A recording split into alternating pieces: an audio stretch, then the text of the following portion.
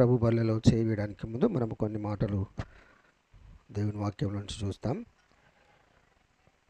యోహాను రాసినటువంటి సువార్త 6వ అధ్యాయము 70వ వచనాన్ని అందరం కలిసి చదువుదాం. యోహాను సువార్త 6వ అధ్యాయము 70వ వచనాన్ని అందరం కలిసి చదువుదాం. అందుకు యేసు, నేను మిమ్మును 12 ఏర్పరచుకొనలేదా? మీలో ఒకడు సాతాను అని వారితో చెప్పాను. ప్రభు సహాయం కొరకే ప్రార్థన చేసుకుందాం. పరిశుద్ధుడైన తండ్రి, జీవం గల దేవా, నీ పాదములకు వందనాలు స్తోత్రాలు చెల్లిస్తూ ఉంటున్నాను.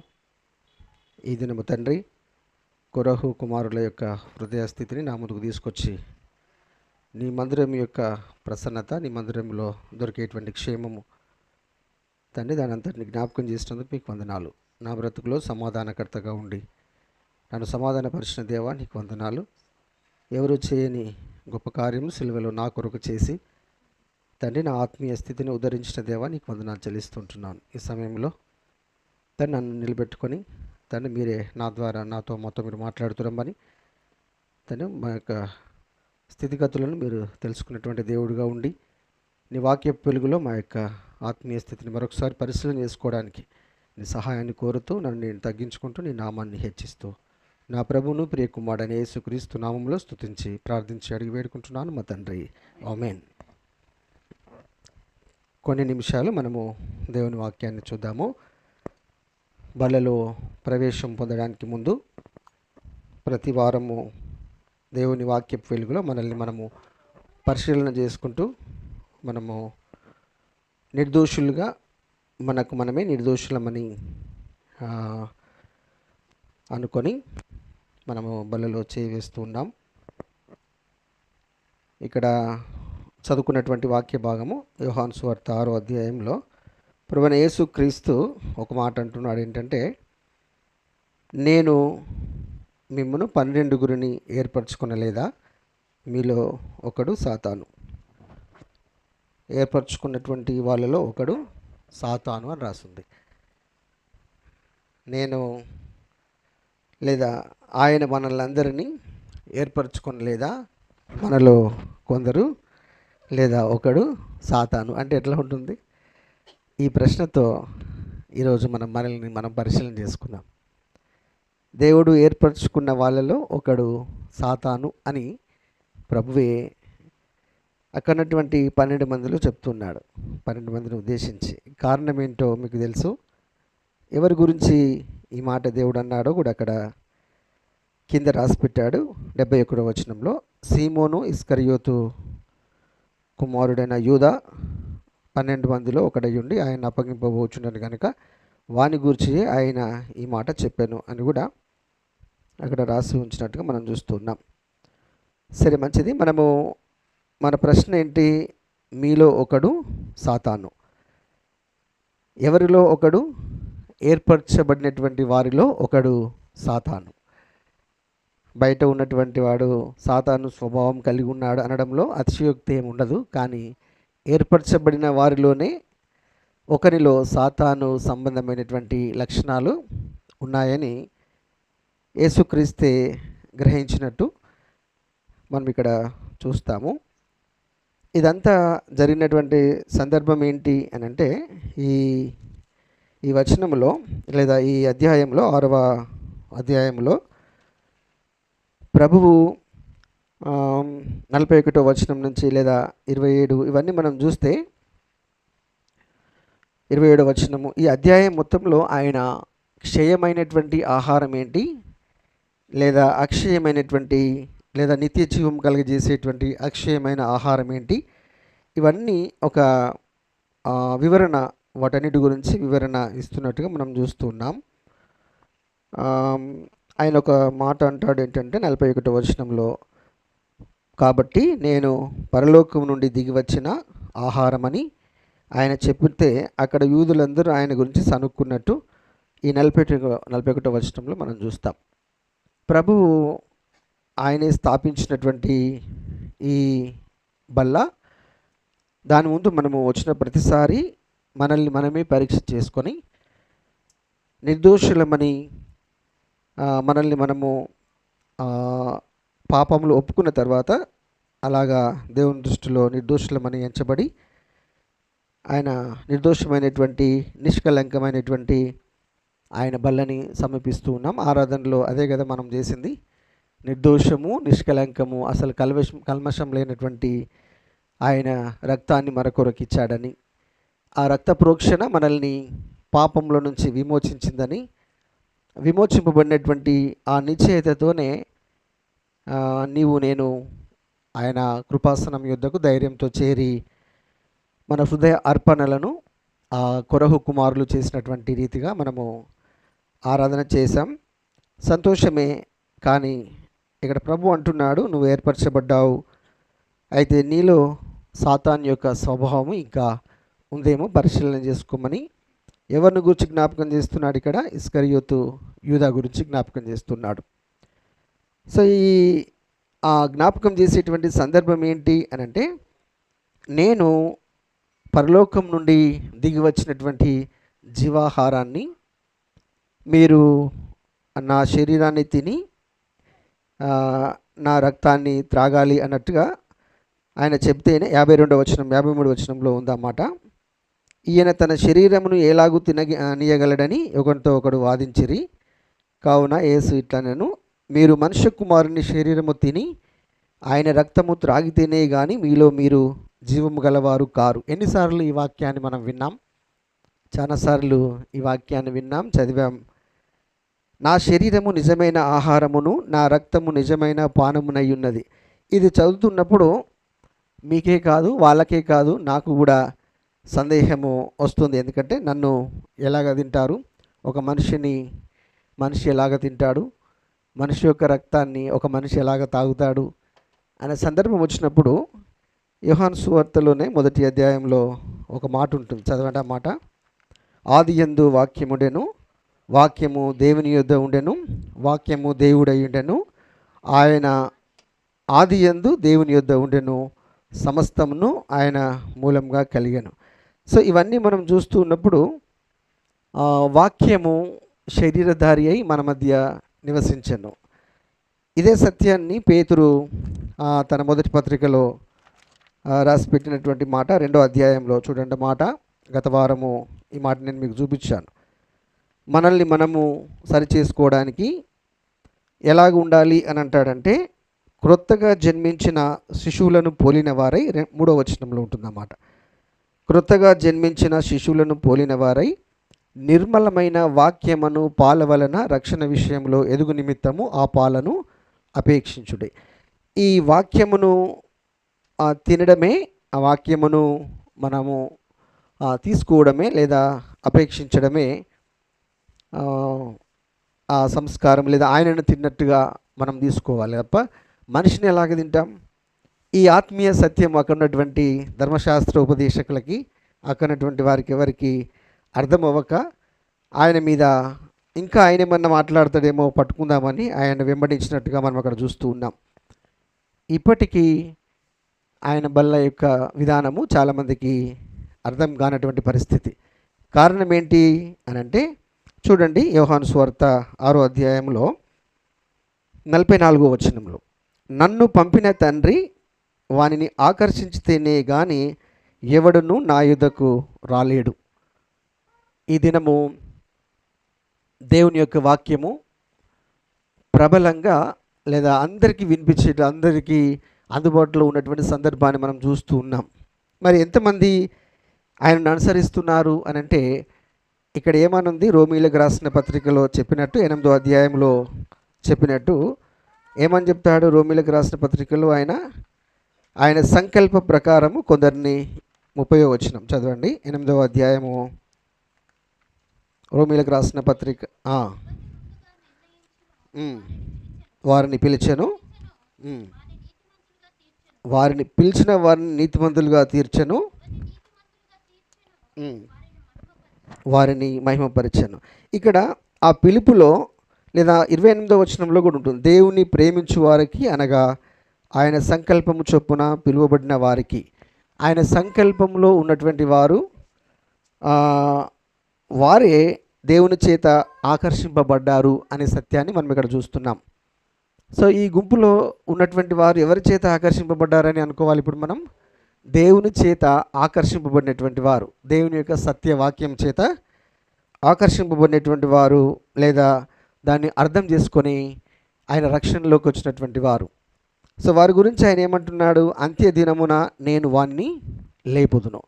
చాలామంది వింటున్నారు, కానీ ఆ ఆకర్షణలో లేనటువంటి స్థితిని మనం చూస్తూ ఉన్నాం. ఇంకొక మాట కూడా అంటాడు, ఇదే యోహాను సువార్తలో చూడండి 65వ వచనం. 65వ వచనంలో, మరియు ఆయన తండ్రి చేత వానికి కృప అనుగ్రహింపబడకుంటే ఎవడును నా యొద్దకు రాలేడని చెప్తూ ఉంటాడు.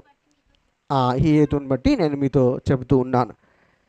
తండ్రి యొక్క కృప, తండ్రి చేత వానికి కృప అనుగ్రహింపబడకుంటే, ఆ కృప అనుగ్రహించకపోతే ఎవడు కూడా దేవుని యొద్దకు రాలేడు. కృప ఎవడు మరి? కృప ఎవరండి? కృపకు సాదృశ్యము లేదా సంకేతం ఎవరు? ప్రభు అయినటువంటి యేసుక్రీస్తే. ఆయనే కృపా సత్య సంపూర్ణుడుగా మన మధ్య నివసించెను.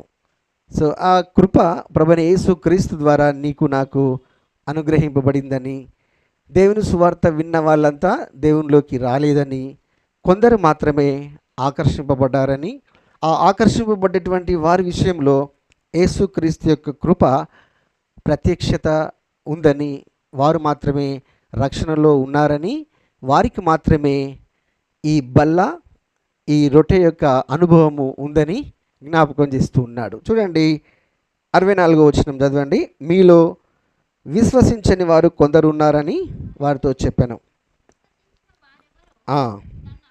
తను అప్పగింపబోవడం మొదటి నుంచి యేసుకు తెలుసు. ఇక్కడ కొంతమందికేమో విశ్వాసం ఉంది, కొందరికేమో విశ్వాసం లేదు.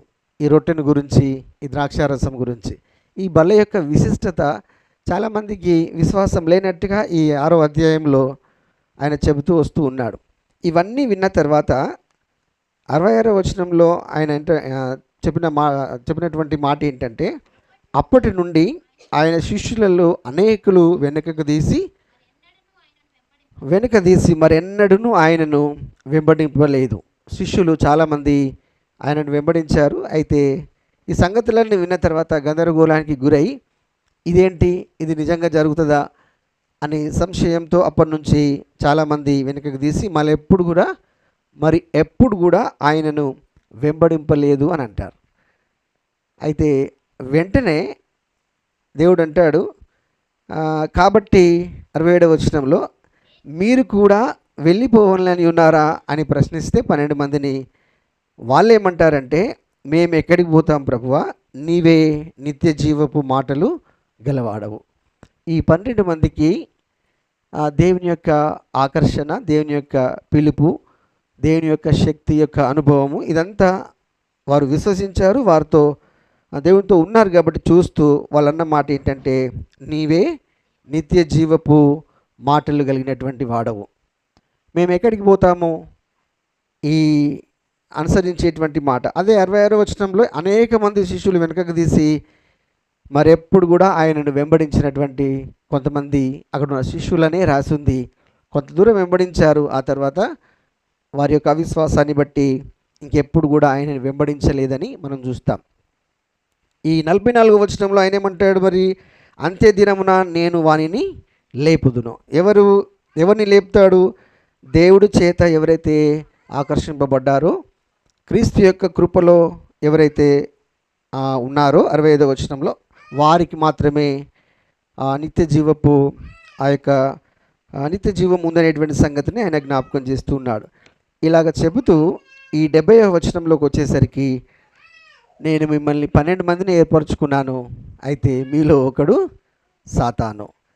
చూద్దాం మరి సాతాన్ యొక్క లక్షణము, లేదా ఈ ఇస్కరియోతు యూదా గురించే చూద్దాం. జనరల్గా మనము సాతాన్ యొక్క లక్షణాన్ని చూడాలంటే ఆదికాండం నుంచి మొదలు పెడితే ప్రకటన గ్రంథము చివరి వరకు సాతాన్ యొక్క ఆనవాళ్ళు మనకు కనబడతాయి. ఆయన లక్షణాలు ఏంటి, ఎవరిని మృంగాలి, ఎవరిని పడద్రోయాలి, ఎక్కడ దేవుని యొక్క కార్యం జరగకుండా చేయాలి అనేటువంటి సత్యాలని ఆదికాండం మొదలు పెడితే చివరికి ప్రకటన గ్రంథం వరకు సాతాను యొక్క ఉనికి మనకు అక్కడక్కడ కనబడుతూ ఉంటుంది. సరే, ఇక్కడ మీలో ఒకడు సాతాను. మరి ఏంటి సాతాను యొక్క లక్షణం ఏంటి? చూడండి, యోహాను మత్తయి సువార్త చూడండి, మత్తయి సువార్త 26వ అధ్యాయం. మత్తయి సువార్త 26వ అధ్యాయంలో ఆయన గురించి మనము చూస్తాం. సాతాను యొక్క స్వభావం ఏంటో మనము చూస్తూ వస్తాం. చూడండి, ఇప్పుడు యోహాను సువార్త 6వ అధ్యాయము 70 ప్రకారం మనం ఏమని చూస్తూ వచ్చాం? 12 మందిని నేను ఏర్పరచుకున్నాను కదా అని అన్నాడు. ఇప్పుడు ఈ 12 మందిలో ఒకరెవరు? ఇస్కరియోతు యూదా. సాతాను స్వభావమును కలిగి ఉన్నటువంటి ఇస్కరియోతు యూదా కూడా అందులో ఉన్నాడు. అంటే ఇప్పుడు ఆ సాతాను లేదా ఇస్కరియోతు యూదాకు ఉన్నటువంటి ఆయన గురించి మనం ఏం చెప్పాలి? ఇప్పుడు మరి ఏర్పరచబడిన వారిలో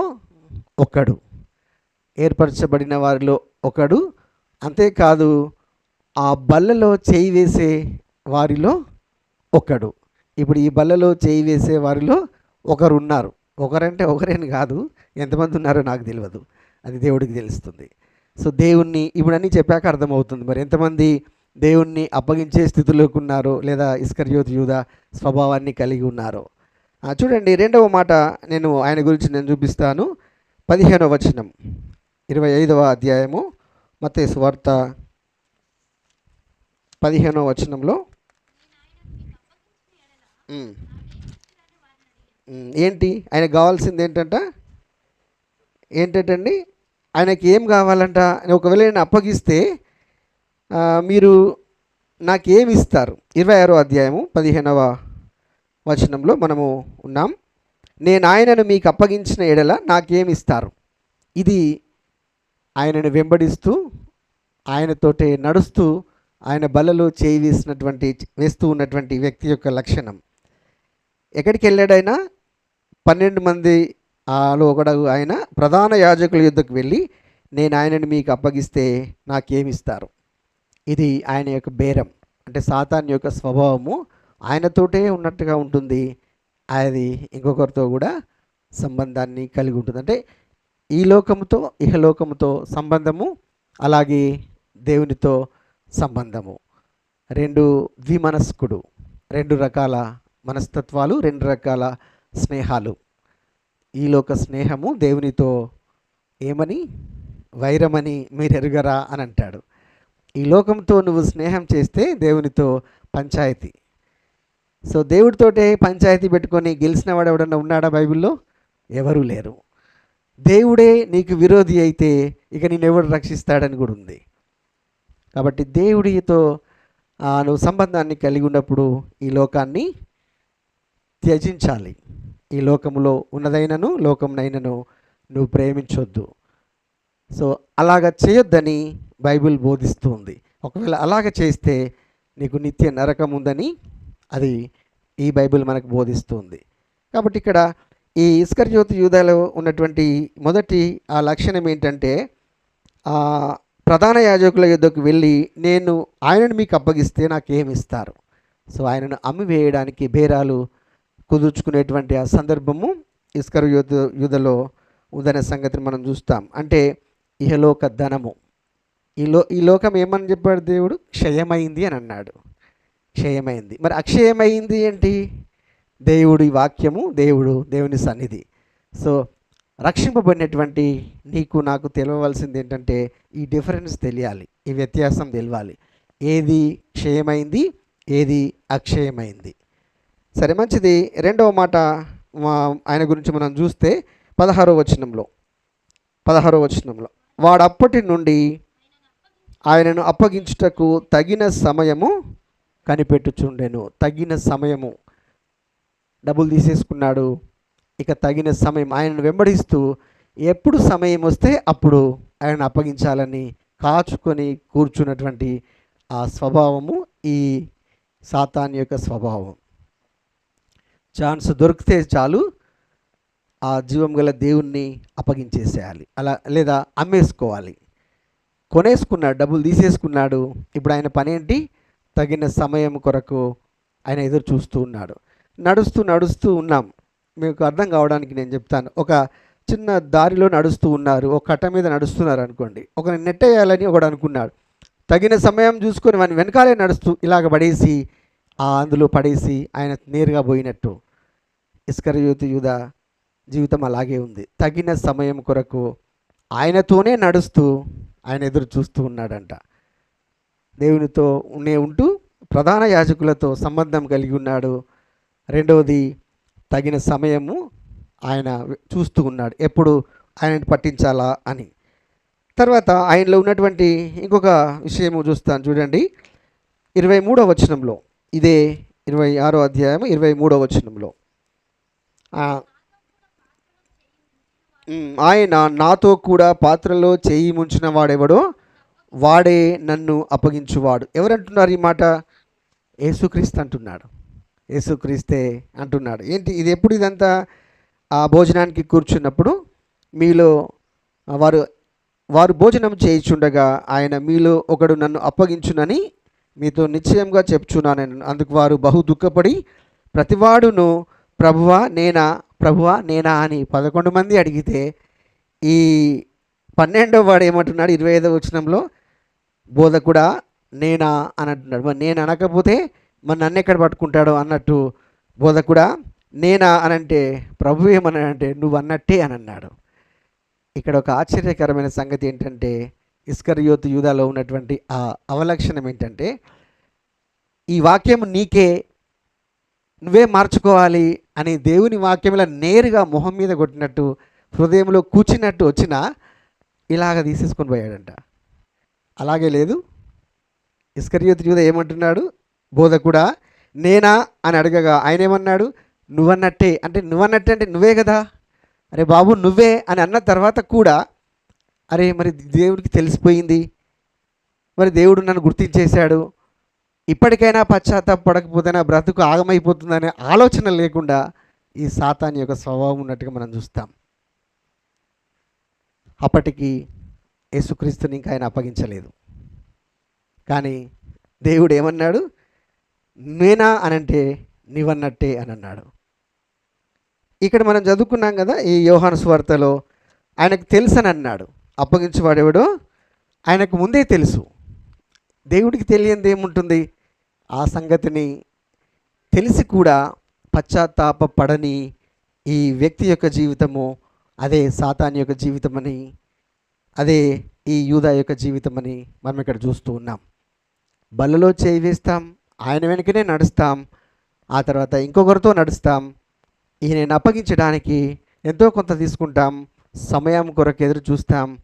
ఇప్పుడు ఇక్కడ అందరితో పాటు చేయి వేసి దేవుడు గుర్తించిన నాకు కాదులే, నేను కాదులే అని ఇలాగ తీసేసినట్టు, ఈ చెవుల నుంచి విని ఈ చెవుల నుంచి తీసేసినట్టు, విని కూడా దాన్ని గ్రహించినటువంటి స్వభావం కలిగినటువంటి వారు. ఇది ఈయన యొక్క స్వభావం అని ఈ 25వ వచనంలో మనం చూస్తూ ఉన్నాం. చూడండి, ఇంకొక మాట మనం చూస్తాం. 47వ వచనం.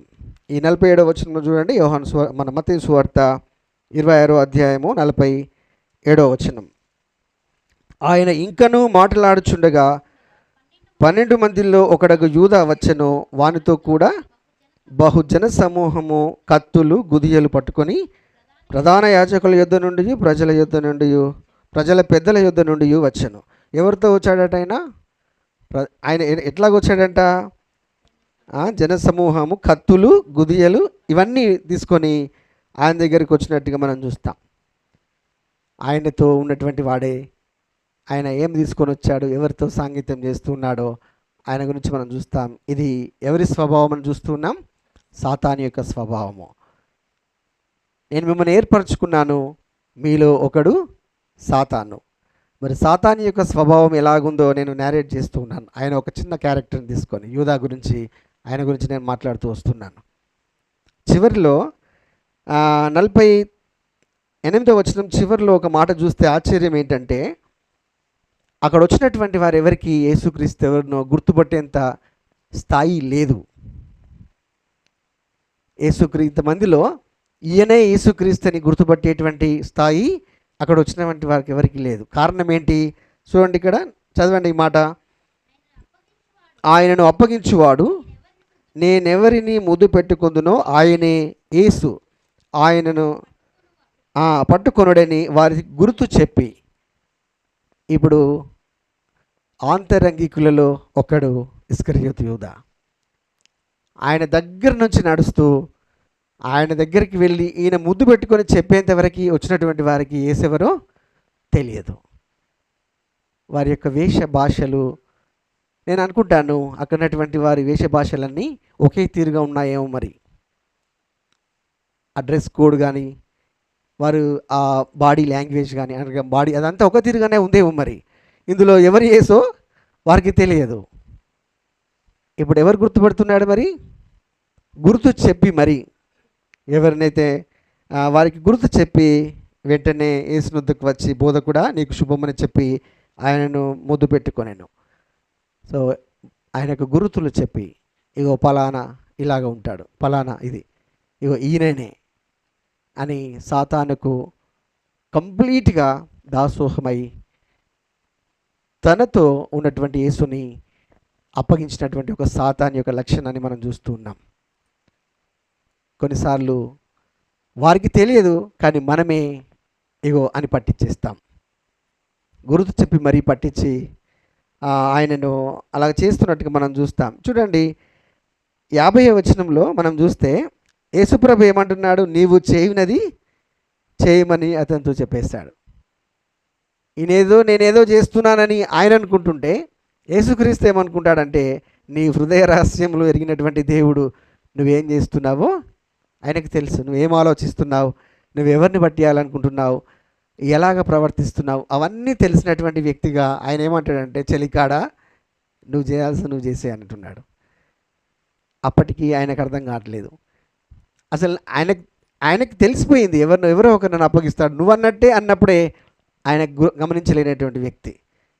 ఇక్కడ ఒక సత్యాన్ని మనం గమనించాలి.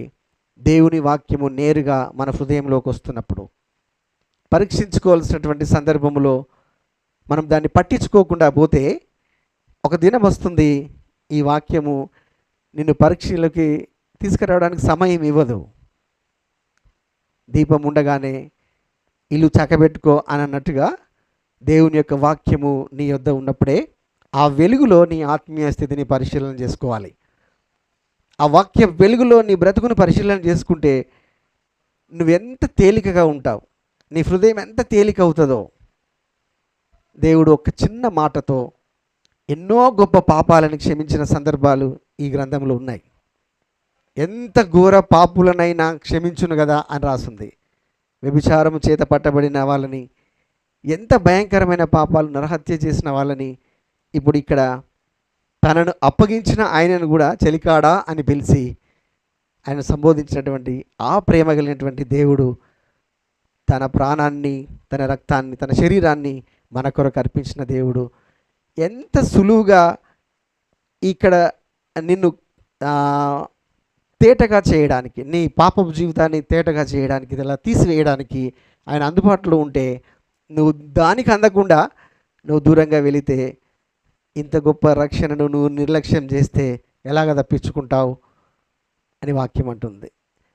ఇంత గొప్ప ఉచితంగా, ఇంత ఈజీగా ఒక మాటతో పోయేటువంటిది నువ్వు ఒక దినం వస్తే ఇలా కొట్టుకున్నా లేనటువంటి రక్షణ మనం చూస్తాం. ఎక్కడ? పాతాళంలోకి వెళ్ళి కేకలు పెట్టినటువంటి వ్యక్తి మనకు తెలుసు కదా, లాజరు.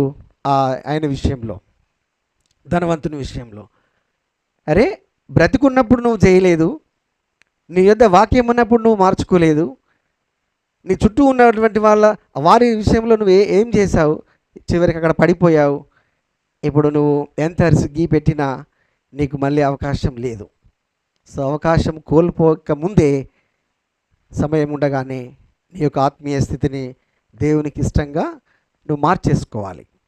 నీ పాపపు జీవితము తుడిపేసుకోవాలి. ఇప్పుడు దానిలో ఏముందని అంటాం? శరీరాన్ని తింటామంటే ఆ రోజు ధర్మశాస్త్రోపదేశకులకి, శాస్త్రులకి, పరిసయ్యులకి అందరికీ వచ్చిన డౌట్ ఇప్పుడు మనకు కూడా వస్తుంది, అది తింటే మనకేమవుతుంది అని. కానీ ఆత్మీయతలో ఒక నిశ్చయత వస్తుంది. అది ప్రభు శరీరమని, అది ప్రభు రక్తమని జ్ఞాపకం చేసుకుంటున్నప్పుడల్లా నీ ఆత్మలో ఆ స్పర్శ తగలాలి. మనము ముట్టుకుంటున్నది ఏంటి? దేవుని యొక్క శరీరము. మనం త్రాగుతున్నది ఏంటి? దేవుని యొక్క రక్తము.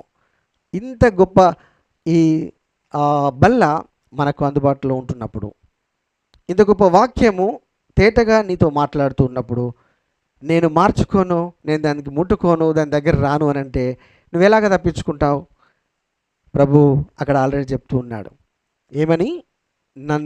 నా శరీరము తిని నా రక్తమును త్రాగితేనే మీకు నిత్య జీవం ఉంది. దేవుని విశ్వసించని వారు ఎంతోమంది వెళ్ళిపోయారు మళ్ళీ రాకుండా. ఎక్కడికి వెళ్ళిపోతారు? రెండే మార్గాలు ఉన్నాయి. వెళితే ఆయన దగ్గరికి వెళ్ళాలి, లేకపోతే కిందికి వెళ్ళిపోవాలి. సో ఎక్కడికి వెళ్ళాలో కూడా దేవుని వాక్యం స్పష్టంగా బోధిస్తూ ఉంది. ఇప్పుడు ఈ సాతాన్ యొక్క లక్షణంలో చివరి లక్షణాన్ని నేను చూపిస్తాను. ఇంత చేసిన తర్వాత ఆయన చేసిన సంగతి ఎందుకు చూడండి. 27వ అధ్యాయము, మత్తయి సువార్త 27వ అధ్యాయము 4వ వచనం లేదా 3వ వచనం. అప్పుడు ఆయనను అప్పగించిన యూదా ఆయనకు శిక్ష విధింపబడగా చూచి పశ్చాత్తాపపడి ఆ 30 వెండి నాణెములు పెద్దల యొద్దకును మరలా తెచ్చి,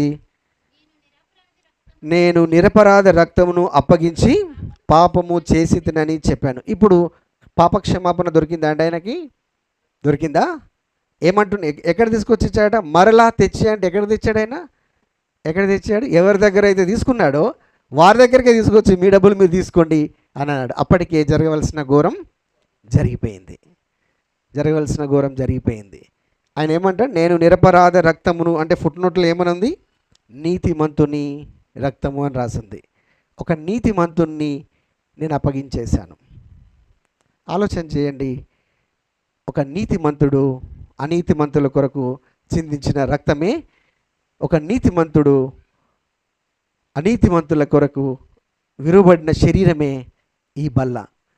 ఈ బల్లలో నువ్వు ప్రవేశం పొందితే నువ్వు నీతిమంతునిగా తీర్చబడతావని వాక్యం సెలవిస్తుంటే నువ్వు దానిలో చేయి వేయడానికే భయపడితే నువ్వు ఎలాగ తప్పించుకుంటావు? ఎలాగా నీకు నిత్య జీవం ఉందని నమ్ముతావు? వాక్యమే కదా మనకు ఒక గిరి, అదే కదా ఈ వాక్యంలో ఉన్నదే కదా మనం నమ్మాల్సింది. అది తింటేనే, అది దాన్ని నమ్మితేనే నువ్వు నిత్య జీవం ఉందని, నీకు నిత్య జీవం ఉందని ప్రభు అంటే దానిలో చేయి వేయకుండా ఎంతకాలము మనం దూరంగా ఉంటాం. కాబట్టి దేవుని యొక్క వాక్యము ఇవన్నీ జరిగిన తర్వాత ఆయన పరిస్థితి ఏంటంటే అవన్నీ అక్కడ పాడేసి ఆయన ఏం చేశాడు? 5వ వచనంలో పోయి ఉరి పెట్టుకోమనెను. ఈ 5వ వచనంలో వారు అన్న మాట ఏంటంటే, అది 4వ వచనంలో ఏమంటారంటే, మీ డబ్బులు మీరు తీసుకోమని అంటే వాళ్ళు ఏమంటారు? వారు దాంతో మాకేమి, నీవే చూసుకో. వారికి ఆ స్థాయి లేదండి. ఏ స్థాయి లేదు? చెలికాడా అని పిలిచేంత స్థాయి లేదు ఆయనకి. ప్రధాన యాజకులకి చెలికాడా అని పిలిచే స్థాయి లేదు. చెలికాడా అని ఎవరు పిలిచారు ఇక్కడ? యేసుక్రీస్తు పిలిచాడు. ఎవరిని పట్టుకొని? యూదాను పట్టుకొని. యూదా వచ్చి ముద్దు పెట్టుకున్నప్పుడు నా చెలికాడా అని అంటాడు. యేసు చెలికాడా, నువ్వు చేయవచ్చినది చేయమని అంటాడు. నువ్వేదో చేయాలనుకున్నావు చేసేసేయని ఆయన పిలుస్తున్నాడు. వీళ్ళేమంటున్నారు? దులిపేసుకుంటున్నారు. మాకు దాంతో ఏం పని? మా పని అయిపోయింది, నువ్వేమైనా చేసుకో అంటే ఆయన అక్కడ పడేసి ఆయన వెళ్ళి ఊరి పెట్టుకొని చచ్చిపోయాడు. సో ఊరి పెట్టుకొని చచ్చాడు. పశ్చాత్తాపము పడిన ఆయనకు అప్పటికి అక్కడ జరగవలసినటువంటిది జరిగిపోయింది. యేసుక్రీస్తు సిలువకి ఎక్కాల్సిన అవసరం ఉంది. అయితే ప్రభు ఒక మాట అంటాడు. ఏమంటాడంటే చూడండి, మత్తయి సువార్తలోనే 26లో 24వ వచనం. మనుష్య కుమారుని గూర్చి వ్రాయబడిన ప్రకారము ఆయన పోవుచున్నాడు, కానీ ఎవని చేత మనుష్య కుమారుడు అప్పగింపబడునో ఆ మనుష్యునికి శ్రమ, ఆ మనుష్యుడు పుట్టి ఉండని ఎడల వానికి మేలని చెప్పాను. ప్రవచనములు నెరవేరాలి, ప్రభువైన యేసుక్రీస్తు సిలువ మోయాలి, చావాలి, తిరిగి లేవాలి. కానీ ఇక్కడ ఏమంటున్నాడు దేవుడు?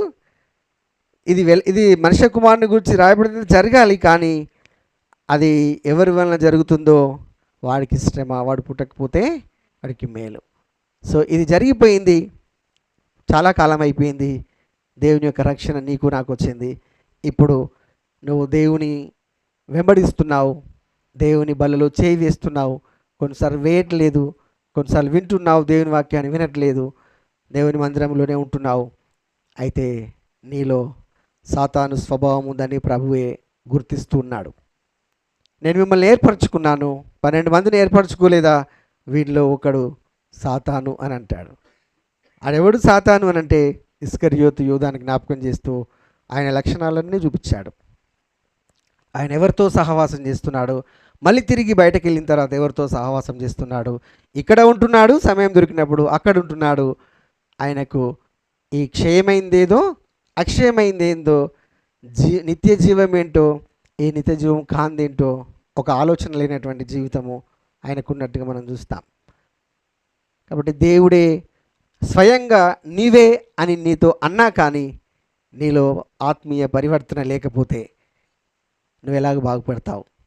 ఎంతకాలం వాక్యం విన్నా, ఎంతకాలం మనం వెళ్ళినా ఆత్మీయ స్థితిలో ఒక మెరుగుదిద్దుకోకపోతే మనల్ని మనమే దిద్దుకోవాలి. అందుకే కొరింథీయులకు రాస్తూ మొదటి పత్రికలో 11వ అధ్యాయంలో ఆయన చక్క 28వ వచనంలో ఏం రాసి పెడతాడు? ప్రతి వారం చదువుతాం.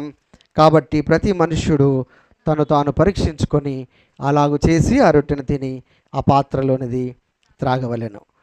పరీక్ష ఎవరికి వారే చేయవలసినటువంటి పరిస్థితి. ఈ పరీక్ష ఎట్లా ఉండాలంటే ఆ సుంకరి వలె ఉండాలి. ప్రార్థన చేశారు కదా, సుంకరి, తర్వాత ఇంకో ఆయన కూడా పరిసయుడా, తెలుసు కదా మీకు. పరిసయుడేమో నేను ఈ సుంకరి వలె కూడా లేనందుకు నిన్ను స్తుతిస్తున్నాను అని అంటాడు. అక్కడ ఆయన ఉద్దేశం ఏంటంటే తను తానే నీతిమంతుడని అనుకుంటున్నాడు. కానీ అనుకోవాల్సింది ఏంటి? తాను నీతిమంతుడు అని అనుకోవాలి. నేనే నీతిమంతుడు అని అనుకోవద్దు. జాగ్రత్తగా గమనించాలి. నేనే నీతిమంతుడు అంటే అర్థం ఏంటి? నేను తప్ప ఇంకెవరు లేరు అనేటువంటి స్థితిలోకి నువ్వు వెళితే అది సుంకరి ప్రార్థన కిందికి లెక్క, ఆయన పేరేంటి, పరిసయ్యుని ప్రార్థన కిందికి లెక్క వస్తుంది. నేనే ఆయనలాగా లేని నేనే అన్నట్టుగా ఆయనకు ఉంది. కాబట్టి ఇది ఎవరి గురించి చెప్పాడు అక్కడ? మరి యేసుక్రీస్తు తామే నీతిమంతులమని అనుకునే వాళ్ళ గురించి చెప్పినట్టుగా ఉంది ఆ ఉపమానం లేదా ఆ సంగతి. పరిసయ్యుడు, ఆ సుంకరి తామే నీతిమంతులం అంటే మేము మాత్రమే నీతిమంతులము అనుకోవద్దు బాబు. తాము నీతిమంతులము, మేము నీతిమంతులము అనుకుంటే చాలు. మేము అనేదానికి ఎంత వ్యత్యాసం ఉందండి? మేమే అంటే ఏంటి? మేము కాకుండా ఇంకెవరు లేరు అన్నట్టు. మేము అంటే మేము మాత్రం నీతిమంతులం, ఇంకెవరు మా సంగతి మాకు తెలియదు అన్నట్టు. అట్లుండాలి. సో ఇక్కడ దేవుని యొక్క వాక్యాన్ని విన్నప్పుడు నీ దగ్గరకు సాతాన్ యొక్క స్వభావము ఏంటో నీకు వచ్చింది, నీ దగ్గరకు వచ్చింది. మరి ఈ లక్షణాల్లో ఏమున్నాయి? ఆదికాండంలోంచి చెప్తున్నానని చెప్పాను కదా. ఆదికాండంలో సాతాన్ యొక్క స్వభావం ఏంటండి? దేవుని ప్రజలని భ్రమ పెట్టడమే, ఉన్నది లేనట్టుగా చూపించి పాపంలో పడేయడమే. సాతాన్ యొక్క స్వభావం ఏంటి? దేవుని దగ్గరికి వెళ్ళి నీ గురించి ఎప్పుడు సమయం దొరికినప్పుడల్లా నీ గురించి చెప్దామనే ఆలోచన. యోబుని గురించి చెప్పినట్టు దాని స్వభావం ఏంటి? ఈ లోకంలో అటు ఇటు తిరుగుతూ ఎవరిని ఎలాగ పడేయాలా అనేటువంటి ఆలోచన. సో ఈ లోకము మనకు ఒక అందమైనటువంటిదిగా చూపించేటువంటి పనే సాతాన్ యొక్క పని. నువ్వు అందులో పడితివా, ఆ ఉచ్చులో పడితివా, ఇక నువ్వు అందులో ఊబిలో పడ్డట్టే. అలా పడకుండా ఉండాలంటే దేవుని వాక్యము పాలవలే నువ్వు అపేక్షించాలి. సో ఆయన శరీరాన్ని, ఆయన రక్తాన్ని నువ్వు తాగాలంటే అర్థం ఏంటి? ఆ పాలను తిన్నట్టే, అంటే వాక్యాన్ని తిన్నట్టే. కాకపోతే సాదృశ్యంగా దేవుడు మన ముందు బల్లని పెట్టాడు. సో ఆయనను తినడం ఎవరి వల్ల కాదు. మనుషుడు తింటే నరహంతకుడు అవుతాడు. మనుషుడు తింటాడండి ఎక్కడైనా? అసలు చంపడమే లేదు. అట్లాంటి తినడం ఎక్కడిది?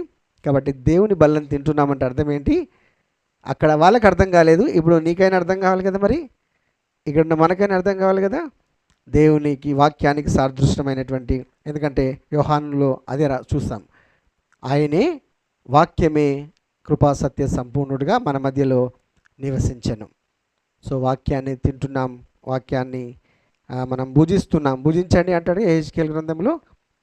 భుజించండి, బాగా భుజించండి, జీర్ణం చేసుకోండి, అప్పుడే ఆత్మీయ సత్యాలు మనకు బోధపడతాయి. సో ఏది సత్యమో ఏది అసత్యమో మనకు తెలుస్తుంది. కాబట్టి అందరినీ ఏర్పరచుకున్నాను, అందులో ఒకడు సాతాను. సో మీ అందరిని నేను ఏర్పరచుకున్నాను, మీలో ఒకడు సాతాను. సో మీలో ఒకడు సాతానుగా ఉండొద్దు. దేవుడు అప్పగింపబడ్డది అయిపోయింది. ఇప్పుడు అప్పగించే పని ఇంకా లేదు మనకు. ఇప్పుడు ఇంకా అప్పగించే పని ఎవరికి లేదండి. క్రీస్తుని మళ్ళీ సిలువేయాల్సిన పని లేదు.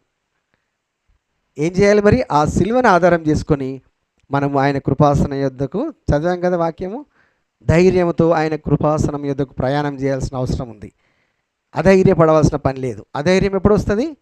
తప్పు చేసిన వాడే తలదించుకొని అమ్మో నేను నన్ను యాక్సెప్ట్ చేస్తారో లేదో అనే ఆలోచన వస్తుంది.